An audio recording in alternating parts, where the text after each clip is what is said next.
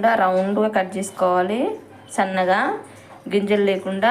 ఇప్పుడు ఒక మిక్సీ గిన్నె తీసుకొని అందులోకి ఎల్లిపాయలు, జీలకర్ర, ధనియాలు, సరిపడా కారము, ఉప్పు వేసుకుందాము. మిక్సీ పట్టుకుందాం. వేసుకొని ఎంపుకోవాలి మంచిగా. ఇట్లా పసుపు వేసుకొని వెంపుకోవాలి. ఈ వీడియో చూసిన ప్రతి ఒక్కరు సబ్స్క్రైబ్ చేసుకొని వీడియో చూడండి. చాలామంది చూసినా ఎవరు సబ్స్క్రైబ్ చేసుకోవట్లేదు. ప్రతి ఒక్కరు వీడియో చూసేటప్పుడు సబ్స్క్రైబ్ చేసుకుంటే అక్కడ సబ్స్క్రైబ్ ఆప్షన్ ఉంటుంది. సబ్స్క్రైబ్ చేసుకొని బెల్ ఐకాన్ క్లిక్ చేయండి. అప్పుడు నేను ఏ వీడియో చేస్తే ఆ వీడియో వస్తుంది. మీరు సబ్స్క్రైబ్ చేసుకోవడం వల్ల నాకు కూడా కొంచెం ఎంకరేజ్మెంట్ లాగా ఉంటుంది. కరివేపాకు కూడా వేసుకోవాలి. కరివేపాకుతో కూడా మస్తు టేస్ట్ వస్తుంది. ఫీడింగ్ మదర్స్ ఉంటారు కదా, వాళ్ళకి చాలా హెల్ప్ అవుతుందండి. పాలు బాగా పడతాయి. రెడీ అయిపోయింది. స్మెల్ కూడా బాగా వస్తుంది.